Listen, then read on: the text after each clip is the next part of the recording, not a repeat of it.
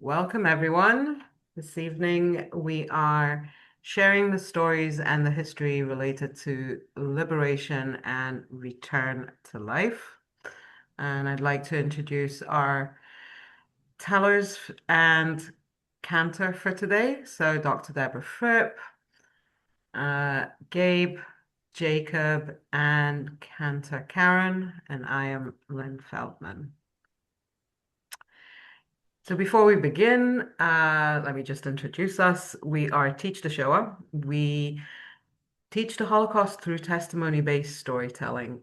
We run different programs like today of sharing histories and stories. We also do storyteller training. We have a storyteller bureau, and we run also commemorations like the one we had earlier this week. And before we begin with our next story, I would like to give a content reminder. So first of all, please remember we will be hearing stories from the Holocaust. Some of these stories are difficult. Our first story of this evening, which Gabe will be telling us the story of Joe Samuels, is particularly different and a bit graphic. So without further ado, Lynn, we need to point out it also has some mentions of sexual assault. and there is sexual violence in it, yes. So Gabe will be sharing with us a bit of a different Holocaust and liberation story and return to life. So Gabe, whenever you're ready, the floor is yours.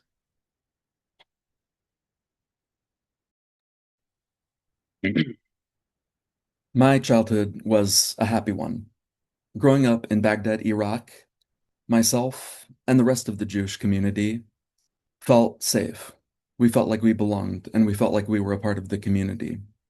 We never felt like we were targeted because of our Jewish identity. However, that sense of safety would not last long. In 1932, the British mandate over Iraq came to an end and a period of political instability ensued. It was in this environment of instability that Nazi Germany was able to inundate not just Iraq, but the Middle East as a whole with anti-Semitic propaganda. Mein Kampf was published in Arabic, and we were portrayed as greedy and as the enemy. Our sense of belonging in the community that we had previously taken for granted, something that we thought would always exist, was beginning to diminish. I didn't talk about it extensively with my family, and we hoped that things would go back to the way that they were before. Don't worry, Joseph, my parents would tell me. We'll be safe again. It won't get worse. I would cry myself to sleep at night, wondering what we had done to deserve this.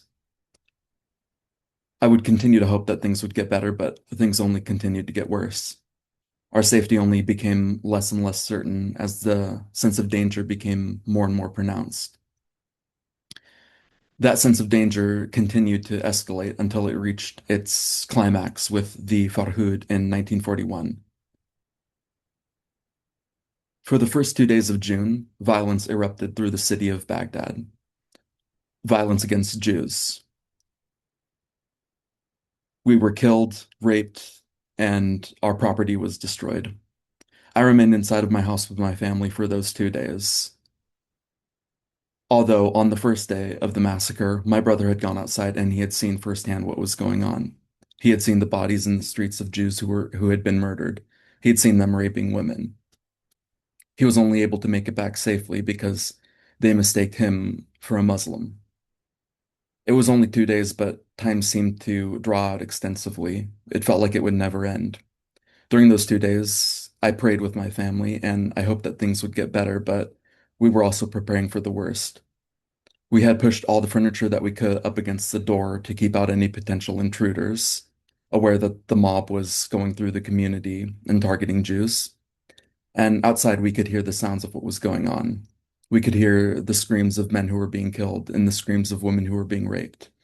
And we knew that if nothing changed, those screams would become our own.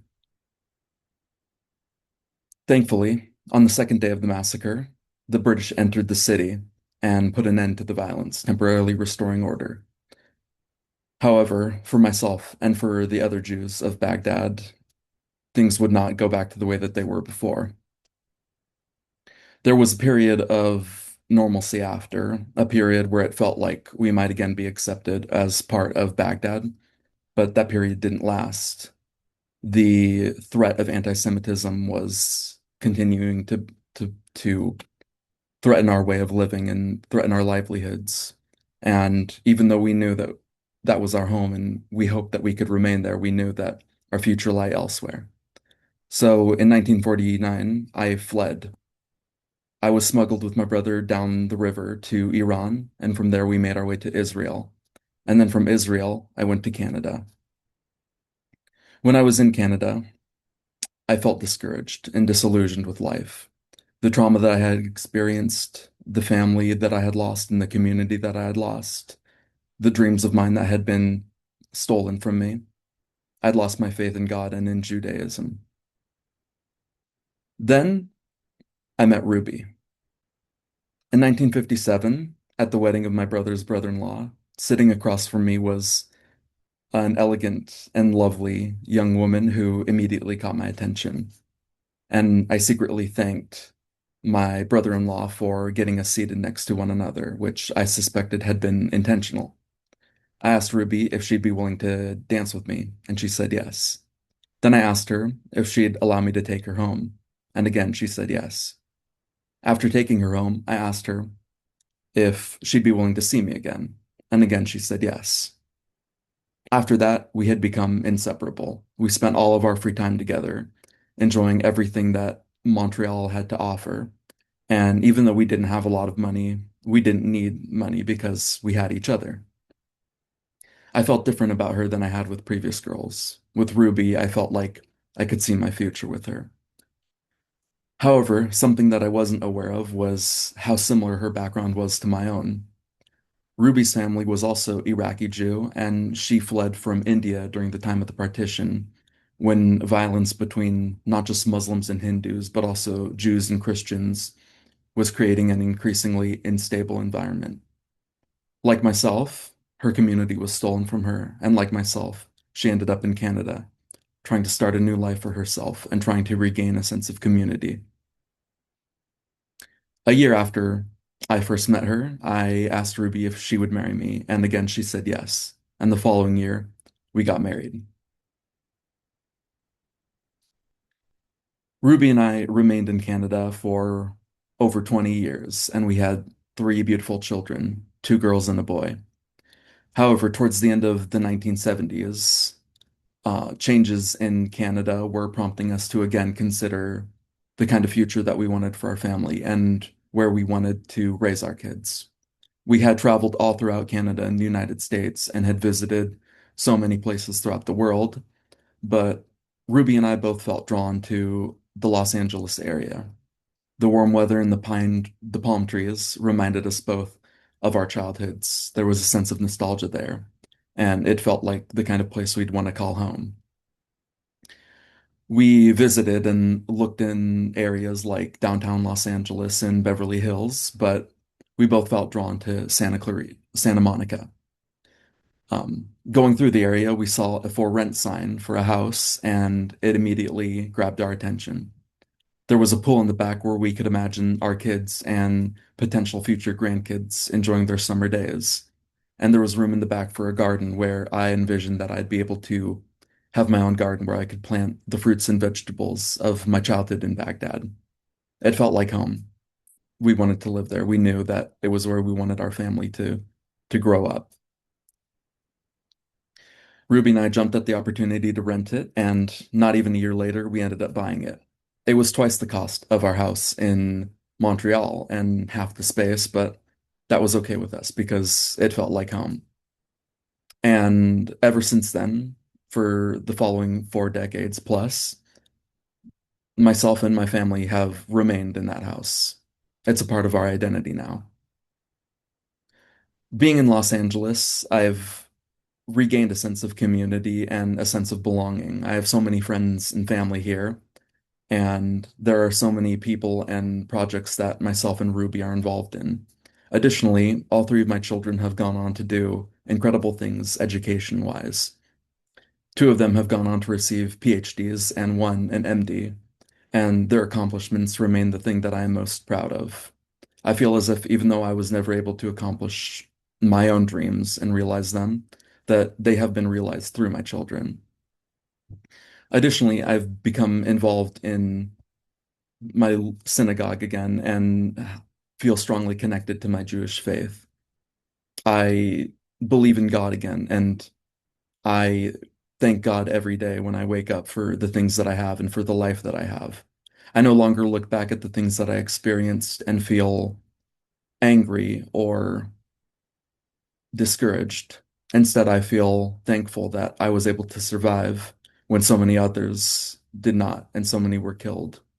But not only was I able to survive, I was able to thrive. I was able to start a family and find a community and a sense of belonging in Los Angeles that I thought I might never have again as I left Baghdad for the last time. Thank you.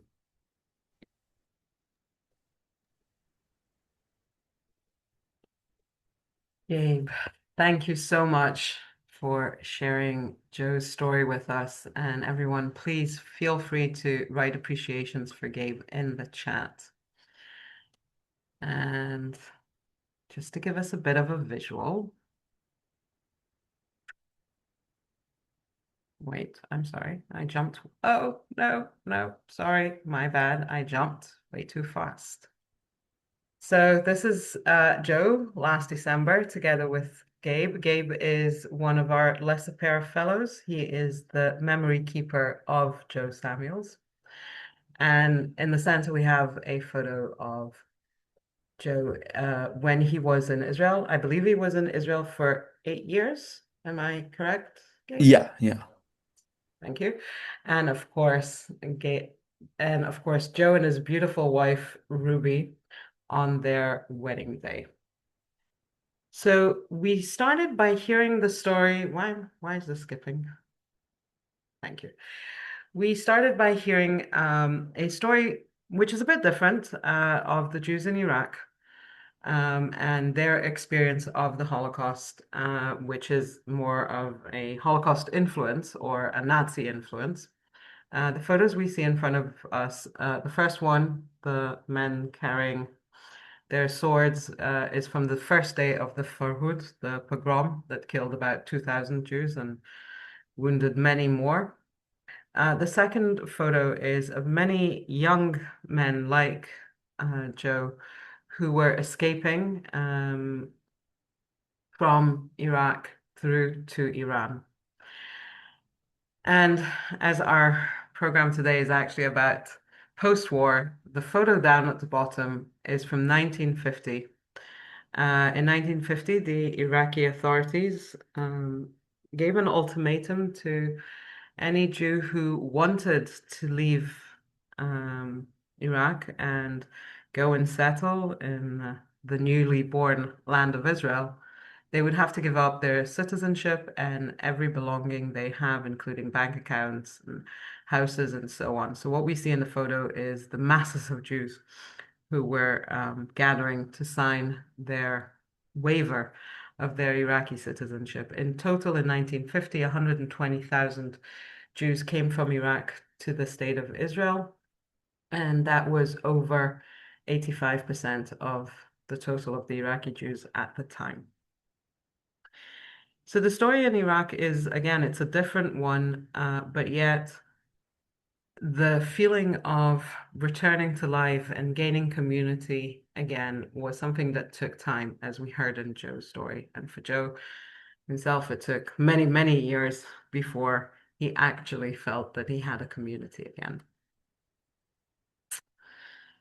And back to Europe. So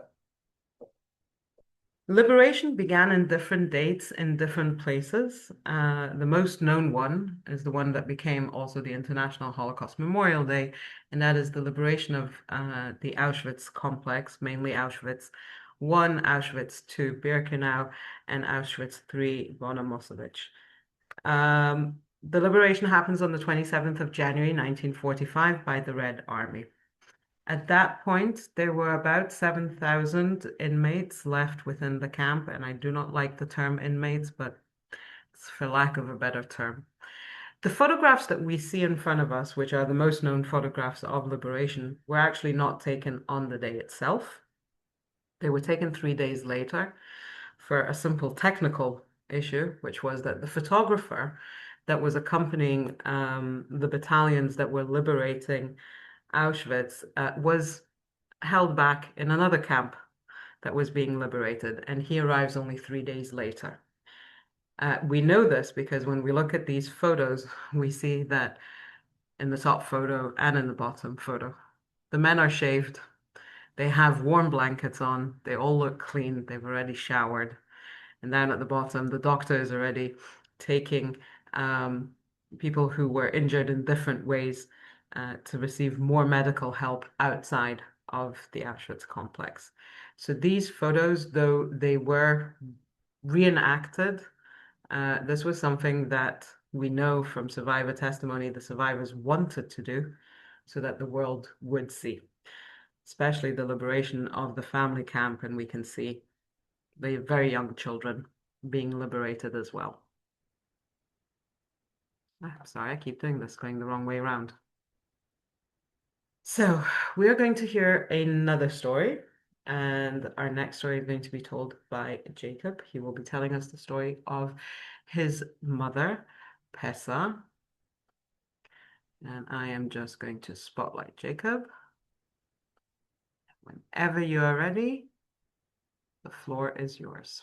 Just please unmute yourself when you're ready.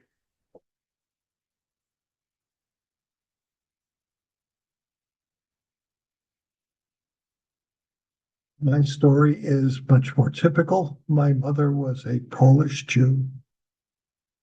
In 1939, September 1st, 1939, she lived with her husband and two young sons in Warsaw. That's where the nightmare began.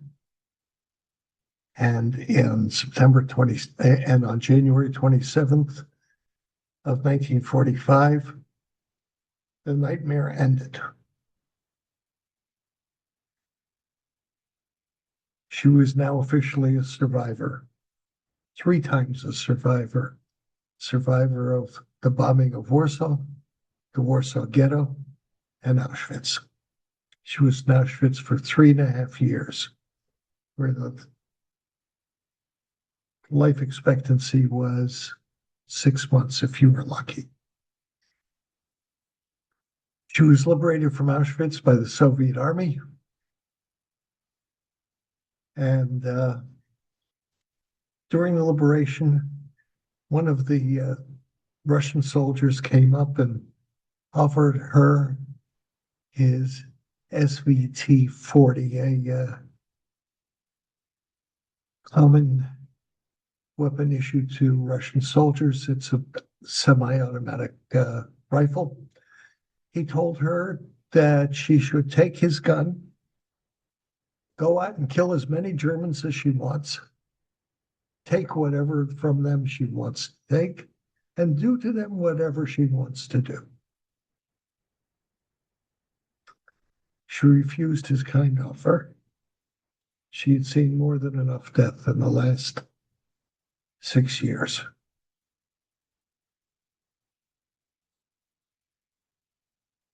Friedrich Nietzsche said, whatever doesn't kill you makes you strong. I'm not sure anybody needed to be quite this strong.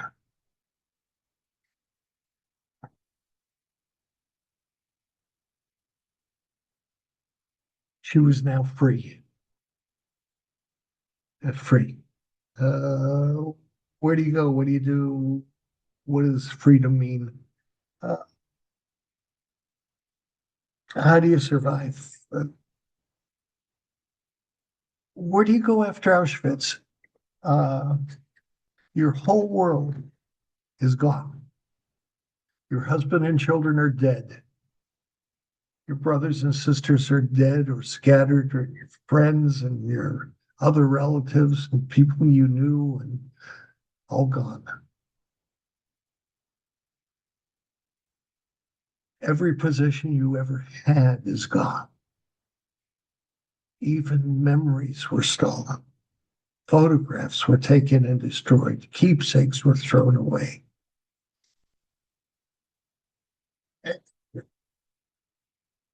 You can't go home. There is no home.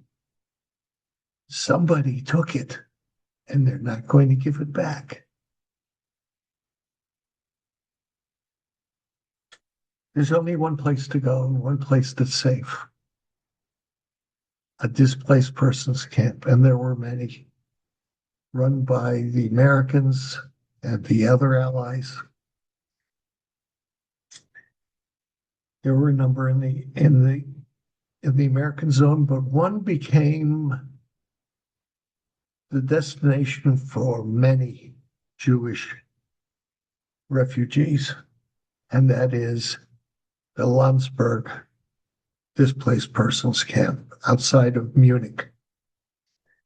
It was a camp for all survivors at the beginning, but at the insistence of its commander, who also was Jewish, Irving Heimat was the commander, and he insisted on an all-Jewish camp. It became an exclusively Jewish camp. One can only trust another Jew. The Landsberg camp was, like others, a place where one would regain one's footing, try and figure out what life was going to be, what life was,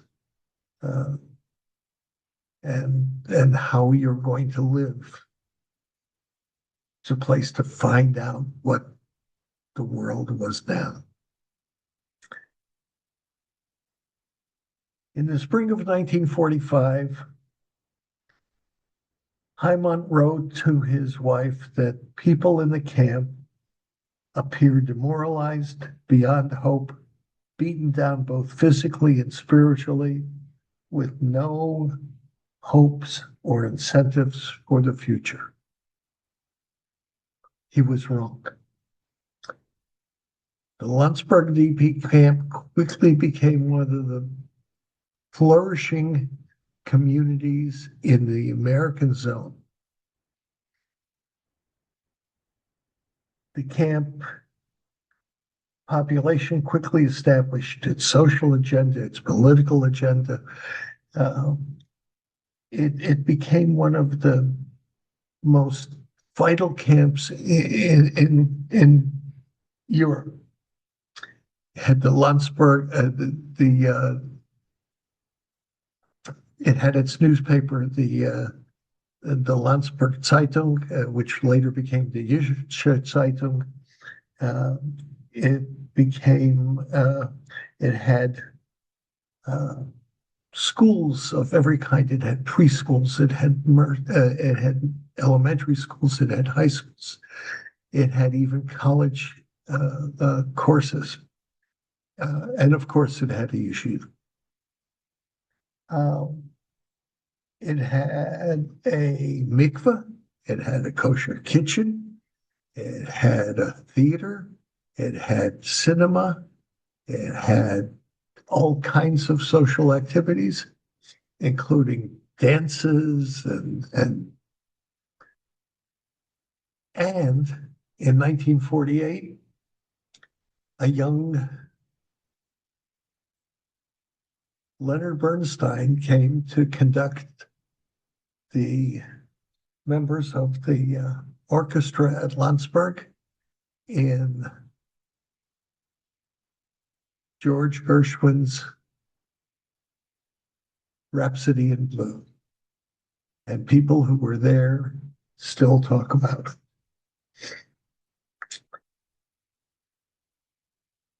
Because of all the social activities, the dances, all of the things that allowed people to re-socialize and rehumanize after 6 years of being treated worse than animals, they found out they could live again. Life would never be the same. It would be different, but they could live again. They could live, they could laugh, they could love. And they did.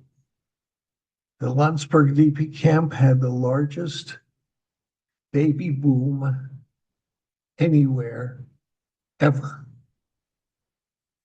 And I'm one of them.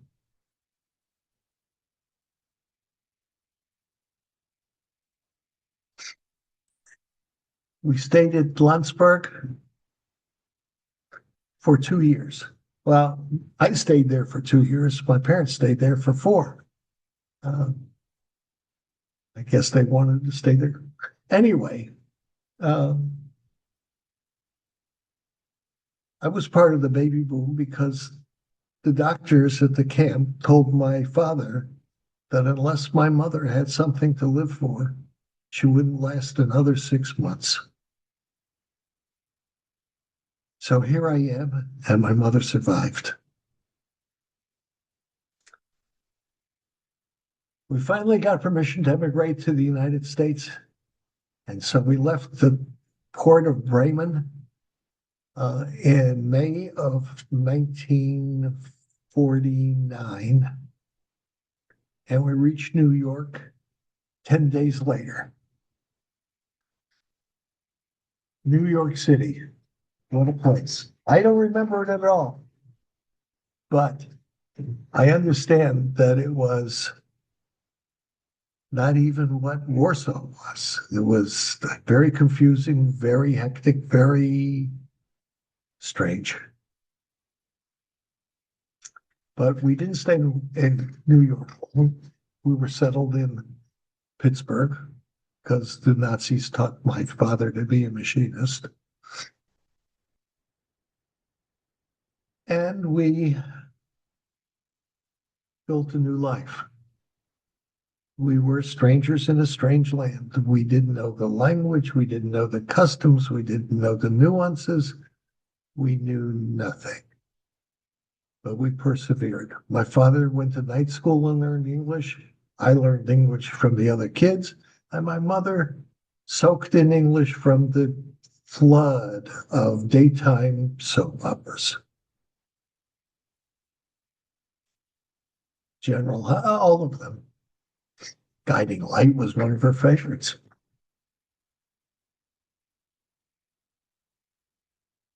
We persevered, we survived, we lived a fairly good middle-class-ish life.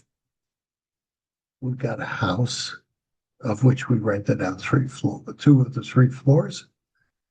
We got a car, used, of course. We had plenty of food, never gourmet, but kosher. We had enough clothes. We were okay. We were okay. My mother lived to see me finish school, get to university, go through graduate school. Almost got to live it long enough to see me get my doctorate. Although she did see me get married and have 2 beautiful daughters. At which point she never stopped filming. But, and I know exactly what she was thinking when she looked at those girls. The Nazis didn't win.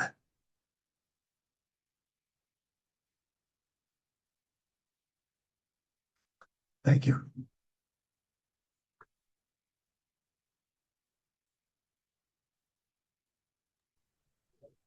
Still one of my favorite all-time scenes. That he can keep his gun. Thank you so much. Please, please send your appreciations to Jacob in the chat.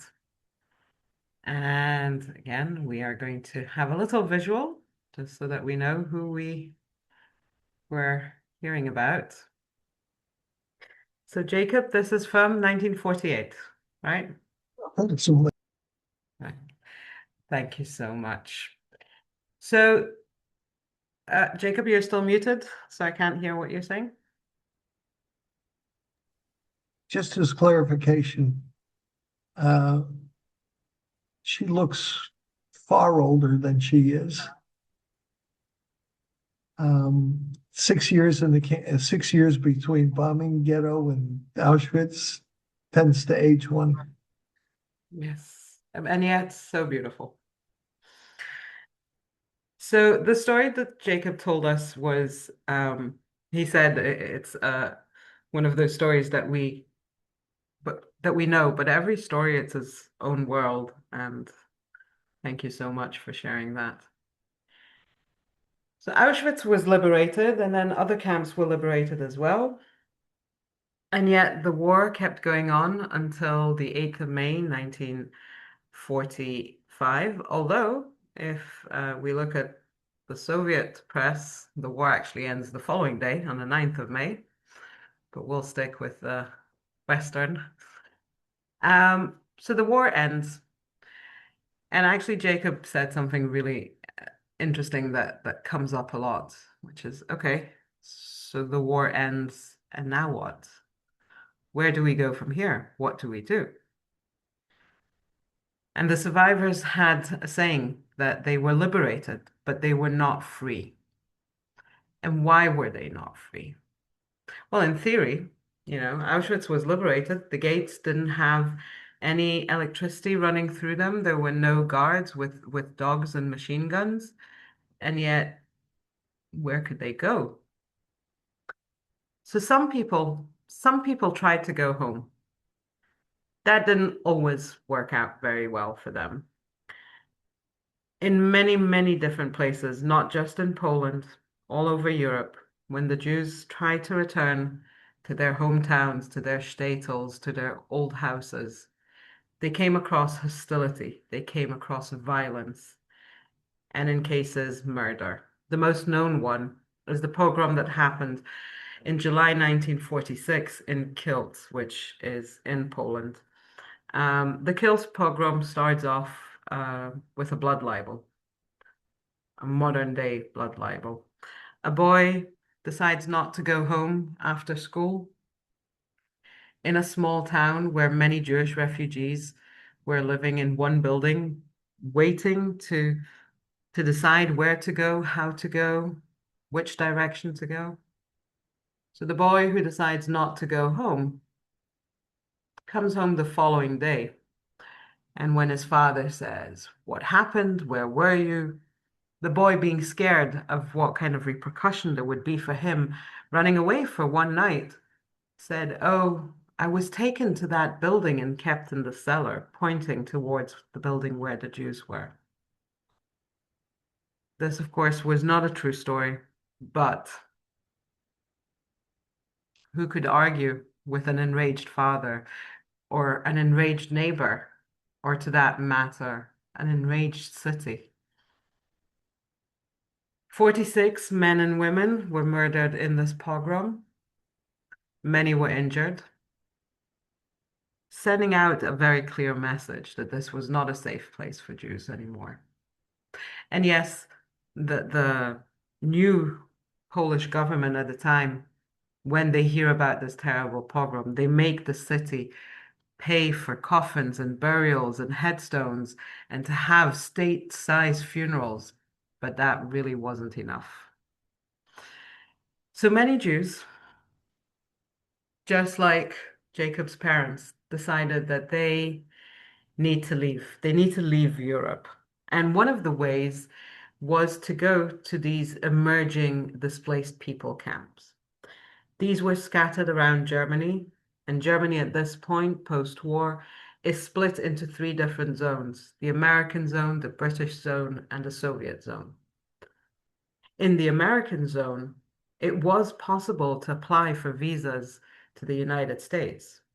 And in the British zone, it was possible to apply for visas to the Commonwealth and certificates to mandatory Palestine. So each one, according to where they wanted to go, found themselves in different DP camps. And in the DP camps, there is an attempt to return to life.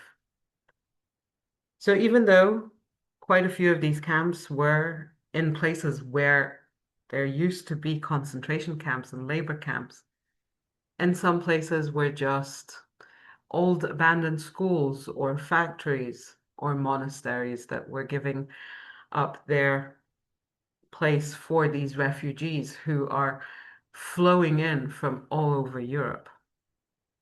Schools are built, synagogues are built, of course, politic rebuilds, and we now have all the different politics that we had pre-war. We have the Orthodox, the Zionists, the Bundists. There were still people who believed that maybe they should still stay in Europe or in Poland. Everything from everything. But as we know, because Jacob is a living proof to that, also weddings and births and simchas, and boys who could not have their bar mitzvah suddenly have a bar mitzvah, even if they were so much older. And they even had elections. In camps, they had elections for all sorts of, for the committees, for anything that we can think of. Most of the DP camps had a lot of financial aid that came from different organizations. The known ones are the Joint Distribution, highest in America, the Zionist Federation in the Yishuv in Israel. And the point of everything was to get people back to some form of normality. And in different DP camps, there were different, I cannot take down the slide. In different DP camps, there are going to be different kinds of what is normal. And in some cases, we find that part of the return to life is also to start taking testimony, writing down, interviewing each other. People like Rachel Auerbach, who survived the Warsaw Ghetto Uprising, just like Jacob's mother, she documented in Warsaw Ghetto, being part of the Onyx Shabbos group that documented life in the ghetto. She realizes that this needs to continue now in the DP camps because people have come from different places and they have different stories. And in 1946, the Historical Institute in Lublin is resurrected and they start taking on testimonies and so on and so on. But it's not always easy because sometimes people had to wait well after the state of Israel was established to be able to immigrate to wherever it was that they wanted to get to. So people stayed on as long as they could, building their lives again, even starting work and careers. And actually, we have a really interesting story about one of the DP camps, Fehrenwald in Germany. And I do recommend you visit our YouTube channel to hear the story in the point of view of the actual camp and not just the people who were in it. But for some people who were waiting and waiting, that became a bit of a too long wait. After many years of war, people just wanted to leave. And one of the things that we see, and we see this already from 1944, is that some of the Zionists who want to make it to mandatory Palestine, to the Yishuv, to Eretz Israel, they're not going to sit and wait for certificates. They're not going to wait for the politics and for the powers to be. They will take roads through the mountains, through the seas, any possible way to leave Europe and come to mandatory Palestine. Now, in mandatory Palestine, they have a system of quotas, just like in the US, only the quotas there are not just controlled by the British who are there. They have to take into account also not just the Jewish population, but also the Arab League who's putting in their influence. And even though there are many, many pleas from 1944 to raise the amount of quotas by 1,500 certificates, the British government decides not to accept that. And so in 1944, we find that while the British Army is still fighting the war, The Jewish Brigade, which is a brigade that was established in Mandatory Palestine and goes fighting together with the British Army, arrives in Italy. Italy has access to the sea, and Italy is one of the first places that's being liberated. And they realize, these brigade soldiers, there's a way for us to help. And one of the ways is to contact back in the issue in Mandatory Palestine an establishment that started in 1938 called Hamossad Le'aliyah Bet, or the clandestine immigration to Israel. They say refugees are starting to come here from different places, and there's access to the sea. And the Mossad Le'aliyah Bet says, very good, we'll send a few representatives, and we're going to start collecting money to buy boats. And they do. And the rumor catches like fire. And by the end of the war in 1945, more and more and more refugees come to Italy trying to make their way into Mandatory Palestine. The first 8 boats that managed to leave Italy and enter the territorial waters of Israel go very well. Nobody finds out, nobody knows. By this point, they've already brought in way more than 1,500 certificates, about double that. But on the 9th boat, the Netzer Sireni boat that tries to come in at the beginning, January of 1946, is now stopped by the Brits. So there has to be also other ways to enter Israel, and one of them is on foot. And the Bricha movement, as now the Jews, the refugee Jewish people who were leaving Europe call themselves clandestinely. Bricha means escape. They start climbing mountains and crossing deserts. We know of some that try to come through Turkey, and from Turkey to cross over to Syria, to cross over to Lebanon, to enter the Galil in the north of Israel. So that was one way of dealing with leaving Europe. And the other was to sit and wait for all these papers to come through. And this can take a long time. And in the meantime, people change their minds. We'll go to America. No, we'll go to Australia. Or maybe we'll try New Zealand. Maybe we'll try a different country in Europe. The last DP camp is shut down in 1952. And I want to tell you just one more story of coming from burnt Europe into Mandatory Palestine. The photo in front of you is probably one of the more famous ones of the clandestine route by the sea. The photo is of a group of boys from what they called Kibbutz Buchenwald. So Buchenwald, that was a camp and then became a DP camp, had a group of teenage young boys, all orphans, who decided that they were going to stick together and basically have their own little kibbutz, their own little communal living.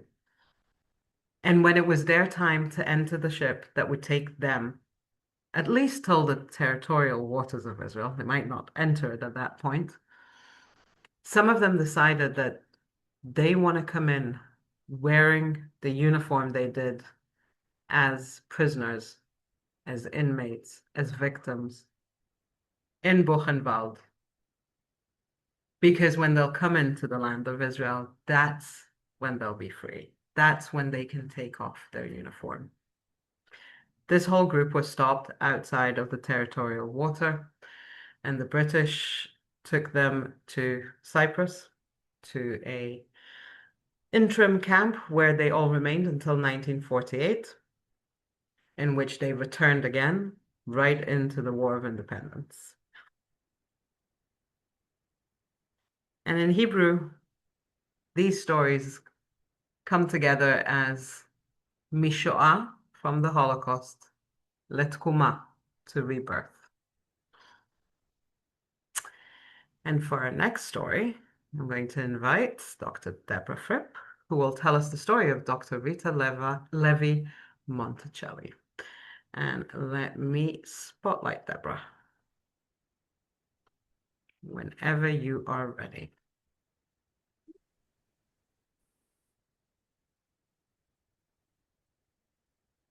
I hate this feeling of helplessness.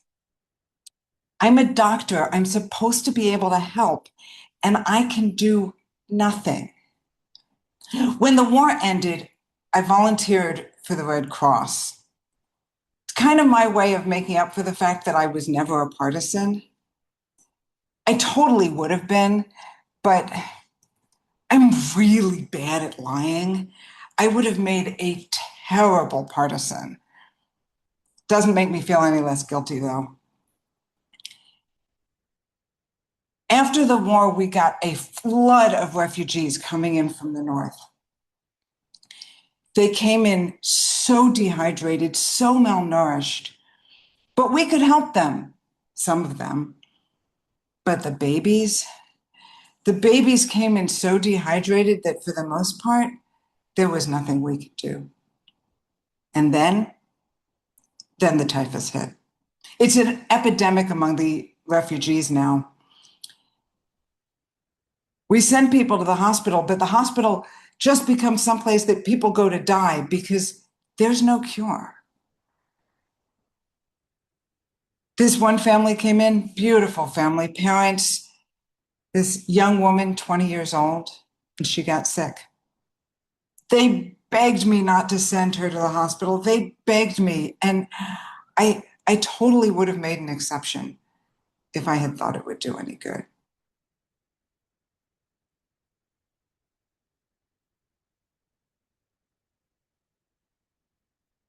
Why is this so hard? I don't understand. It should be easy. I should be happy. I got my job back. I'm back at my lab bench. I'm back at my research. Why am I not happy? See, in 1938, I was a researcher at the University of Turin. I was studying how animals develop. I wanted to look at how nerves know where to go in a developing embryo. But then the racial laws came into effect. And along with all the other Jewish researchers, I lost my job. And I thought I wasn't going to be able to do this research until this friend of mine had this crazy idea. And I built a laboratory in my bedroom. I bought glassware and chemicals. I ground down sewing needles to make micro scalpels, and little tiny spatulas. The most expensive thing was the microscope. And I was looking at development in chicken embryos. So all I needed was fertilized eggs. When I started, eggs were pretty easy to get. But it was hard. It was so hard. Even just getting the stain to work was a struggle. And then there were the bombs. It seemed like every night the bombs would be falling and we would be gathering up. I would gather up my microscope and my slides and go down to the basement with everybody else and to hide and pray that the building didn't fall on us. But I was getting results. I found evidence that there was a chemical that was telling the nerves where to grow. Eventually, we decided it was too dangerous to be in Turin, that the bombs were just not stopping. So we moved out to the countryside and I set up my lab on a table in the sitting room. But eggs became much harder to get. I would cycle around from farm to farm asking them for fertilized eggs for my babies. And then the Allies invaded Italy. The Italian government fled, and into the power vacuum that was left stepped the Nazis. Suddenly, it wasn't safe to be anywhere anymore. We fled into hiding, and of course, I had to leave my lab behind. But now the war is over. I got my job back. I got my lab bench back. I can go back to my research. Everything that was so hard in that bedroom lab is easy now. And somehow I can't find the motivation to care.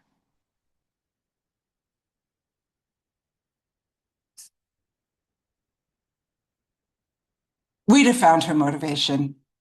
In 1986, Dr. Rita Levi-Montalcini and a colleague were awarded the Nobel Prize in Medicine for the discovery of nerve growth factor, the chemical that she found the first evidence of in that bedroom laboratory in 1942.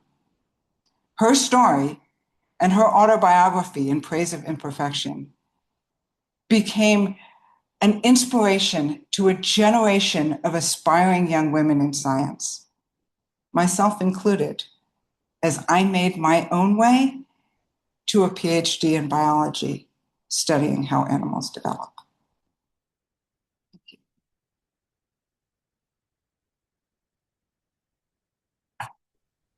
Thank you, Deborah, for that very inspirational story. And please feel free to give Deborah your appreciations in the chat. It is not every day that we get to actually see our inspiration. Yes. Why is my share not sharing? I apologize. It is now sharing. Okay. And this is Rita, her little mice, and in her lab.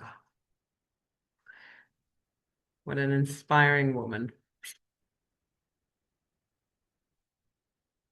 And next, from yet another inspiring person.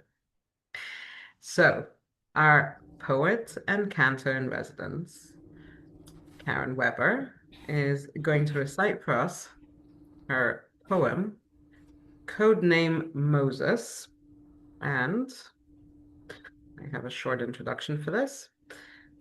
As we approach the 82nd anniversary of the outbreak of the Warsaw Ghetto Uprising, we are inviting a special guest to help us remember a warrior in Warsaw turned kibbutznik in the Galil, Sylvia Lubatkin. Even as a teen, you carried an image of Mount Meron in your heart. Your code name was Selena, but Moses would have been much more fitting. In the ghetto, you did what needed to be done, and you did it sotto voce. Your hands served up soup with a dollop of hope. Your fingers dressed wounds and stuffed sulfur into light bulbs, creating small sonic booms. Raven-haired commander, you led the ragtag band of fighters for 28 days in Warsaw, embodying the phrase, "We will not go like lambs to slaughter." Dreaming in Hebrew, while still in braids, humming songs about the land, attending youth groups and trainings, your whole life pointed toward kibbutz. Would you ever reach it? Or remain on the mountaintop, unable, like millions, to enter the promised land? But you didn't die at 18 Mila Street. You led the people through the sewers to emerge reborn. You entered the land through the port of Haifa and founded the ghetto fighters kibbutz. In your nose, rosemary and pine. In your eyes, the rocky slope leading down to the sea. In your mouth, the sweet taste of being alive. You never liked speaking in public, but you made an exception for Eichmann. Survivor turned Sabra, steeped in nationhood, to the jury you spoke of spiritual victory, Jewish pride. Here is a kitchen table photograph. Antek, your Isaac, smiling in silhouette, studying you, mesmerized by your intelligence and quiet power. You are smiling too. Your knowing eyes sensed my presence, even in my mother's belly, though we never actually met. And how do I know these details? The story? Your story? Simple. I am your granddaughter, Ayal.